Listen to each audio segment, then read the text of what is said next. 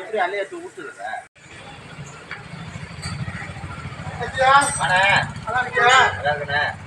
என்னடா வேலைக்கே ஒன்றும் போடல, சும்மாவே இருக்க, என்ன காரணம்? வேலைக்கா போகணும்.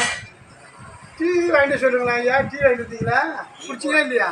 இல்லை, சாப்பிட்டு முடிச்சாச்சு. நீ இப்போதான் லேட்டாக வந்துருக்க பொழுது. எப்போதும் நான் வந்தாலும் டீ சாப்பிடுவீங்க. நீ மதியான சாப்பாட்டுக்கு வந்து நான் என்ன செய்யுது? மணி என்ன? மணி என்ன? மணி 12 திங்கிற மணி நான் ஆகுது. மணி 12. என்ன 5 நிமிஷம் தான் இருக்கு கடை திறக்க. என்ன கடை? இல்லையா? 3 நிமிஷம் தான் இருக்கு. என்னடா வேலை வெட்டி ஒன்று போடலையே, சும்மாவே இருக்கேன், என்ன காரணம்? சத்தியா காலைல ஏஞ்சேன், குளிச்சேன்.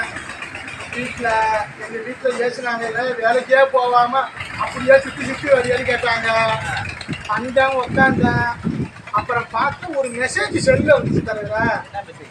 என்னன்னா, வீட்டில் இருந்தபடி 5000 ரூபாய் சம்பாதிக்கலான்னு வந்துச்சு. 5000 மாதம் 10 என்ன, அடுத்து 50000 வந்துச்சு. அடுத்த ஒரு மெசேஜ் சரி 50000 வருதுன்னு அக்கௌண்ட் நம்பர்லாம் எழுதி அனுப்பியிருக்கேன். இதேமாரி யார் மாதம் 50000 வீட்டில் இருந்தவங்களுக்கு கொடுப்பாங்க, அதெல்லாம் அனுப்பியிருக்க தலைவரா.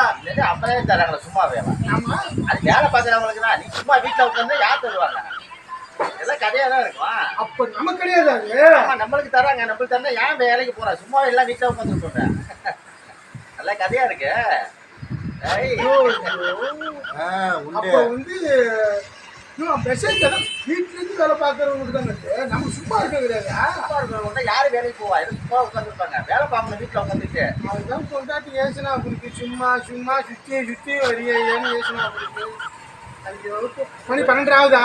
1 மணி ஆயிடுச்சுன்னா தலைவரா என்ன செய்ய தெரியுமா? சத்தியா, சோகமா இருந்தாலும் சரி, கஷ்டமா இருந்தாலும் சரி, இதை இந்த பாழா போன வயிற்றுக்கு தெரிய மாட்டேங்குது, பசிக்குது, என்ன பண்ணி தொலைவுன்னு தெரியாது. மாணவத்தை வயிறு இருந்தால் அப்படிதான் இருக்கும். மாணவற்ற வயிறா? இந்த வயிறுக்கு